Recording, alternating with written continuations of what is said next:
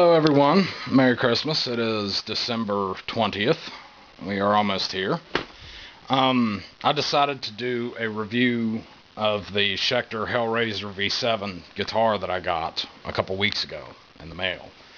I was really blessed because, for once, when I bought a guitar, I could have bought anything I wanted. Like, money was no object when I bought this thing, and that has never happened to me before, and Lord knows if it's ever going to happen again. But it happened this time, and I was looking at an ESP LTD V307. It's a really good looking guitar. It's got this nice matte black finish on it and stuff like that. It's really sharp looking. Good pickups and everything. My big issue with it, though, is it's got a 25.5-inch scale length, which is what I use for my 6-string. And I figure if I'm going to use that on my 6-string, then I would want my 7th string to be, an extended scale length.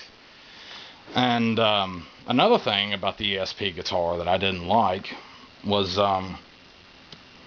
they started making a lot of their guitars in China. So a lot of their guitars are made in China now. I mean, a lot of guitar companies are doing it. So you got to watch what you buy if that's something that matters to you. Like, I have respect for the Chinese people. I'm fascinated with the Chinese culture. I have friends that are Oriental, all that stuff. So it's nothing against China whatsoever. But, if you make crap and you have shabby workmanship, then to me that should speak for itself. Maybe I'm just old school, but I think what you do, you should do right.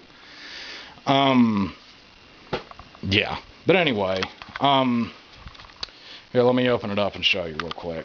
I got this case with it. It's heavy duty. It's TSA approved. Look at the clasps on that thing. I don't know if you can tell with how dark it is and everything, but it's a nice case. And apparently I love putting stickers all over it. And so that has been, I've had it for about 2 weeks, and this is what I've managed to come up with so far. But before long, this case is going to just be totally covered with stickers. Anyway, I don't know why I put that in there, but it's really nice. You got your coil taps here. I usually keep the bridge in a single coil.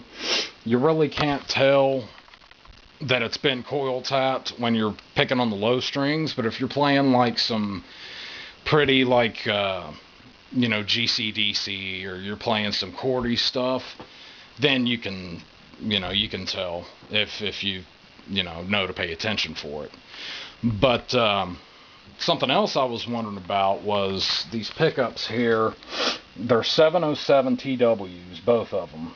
And I've always used an 81 in the bridge and an 85 in the neck here. My last Schecter, I had an 85 in the bridge, and it sounded really good. It was warm and stuff like that. The band I was playing in at the time liked to stay tuned down to drop B, and I had a C1 Plus, and it's a short gauge 24 3/4 inch scale, which really wasn't that bad, but I wound up going with something else. I bought an MH400 with the stimulus money with the checks that Bush gave everybody back in the day. It paid for a lot of it anyway. But yeah, one of the big things that I was worried about in buying it also was string gauge. And the low B is a 64 on those 8-string slinkies. So to me, that worked out great. My low E has been a 54 gauge for like 7 or 8 years.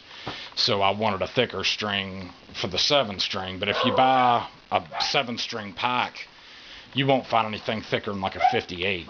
So if you buy 8-string sets, then you can chuck the low F string or G string or whatever it is, and or save it up and give it to somebody that's got one or whatever. You don't find many of those. I'm in West Virginia, so you don't see a lot of 8-string guitars around here. Very few 7s actually, but I mean, I've known a few people that have had them, but they just haven't caught on here the way they've caught on everywhere else. But here, enough of my blabbing. Let me show you about this thing here. I don't know if you can see it here. Let me bring in, yeah, we can see it good now. But it's got abalone binding on it. I don't know if you can really tell due to the shadowiness, but abalone binding on the headstock and the body, none on the neck.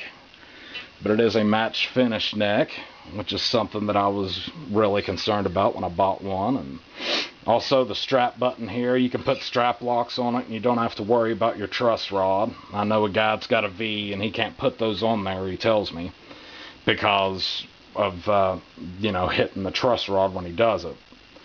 But anyway, yeah, you got your 3 toggle switch there as opposed to a slot switch, which I really like. You've got a string through body, you know, you got your little 2-pneumatic job right there. When you're changing the 9-volt, it's really kind of it's kind of simple here. Just, you don't have to get your screwdriver, you can just, you know, pop it in and out. It's pretty easy. But it's a set neck, so it's not a neck through, but set necks are just fine with me. I like the set necks quite a bit. 26.5-inch scale length, which I was pretty satisfied with. I had a little scare when I went to change the strings because the 64 gauge here, it's pretty thick, and I had to almost completely undo the locking tuner. It's got Schecter locking tuners on it, which I was skeptical about at first, but they seem pretty good. I usually use like Groners or Grovers or something like that, but the Schecters, they seem to be doing a really good job. They seem pretty heavy duty. It's a South Korean guitar, which is really cool. They make really good guitars. I've had a lot of South Korean guitars. But yeah, that's how you get the coil tap on. You just push and pull like so. Tune knob. The tone knob, I don't know why it's there, but they're on almost every electric guitar. 24 frets, really, really huge frets. It's I like it, but it's taken some getting used to, but I like it a lot. When you strap it on, it's not really top heavy. It's not going to fall down to the floor. Like, I know there was another guy that had a YouTube video and he posted it up about the the V7, and you know, it's, you know, how awesome it is and all that stuff, and then 2 weeks later he puts up another video saying he's going to get rid of it because as soon as he straps it on, to him the headstock falls to the ground immediately. And this isn't my first V, so I've learned how to deal with that, so for me it's comfortable, but I can understand where he's coming from. But it's not going to fall to the floor as soon as you take your hands off of it. So it's pretty good. It sounds good. Really easy artificial harmonics. Like if you want to do your string screams and your pig squeals or whatever you call them, they're really easy to find the sweet spot on this guitar. Something I was kind of wondering about when I got it, but like I said, I'm not going to play it or nothing. But you know, if you like EMGs and you like real tight, real heavy distortion, then you'll love this guitar. It feels really good to play. I really enjoy playing it. I'm probably going to be keeping it for a while. So if you're looking at one, I would suggest hopping on it. This is a 2009 model, and I got it for $500 plus the expense of the case. But you know, as far as the guitar itself went, it was pretty cheap. Really good shape to be a 2009 model. I got it from Guitar Center, and I asked for the guys to send it to me with the new strings shipped, the new strings already on it, but apparently the guy who is insured to change guitar strings wasn't in that week. And I don't know why they have to insure somebody to change guitar strings. It seems so stupid to me. But anyway, I probably shouldn't go there. But anyway, this has been my little review of the Schecter Hellraiser V7 7-string monster. Thank you. Have a good day and Merry Christmas.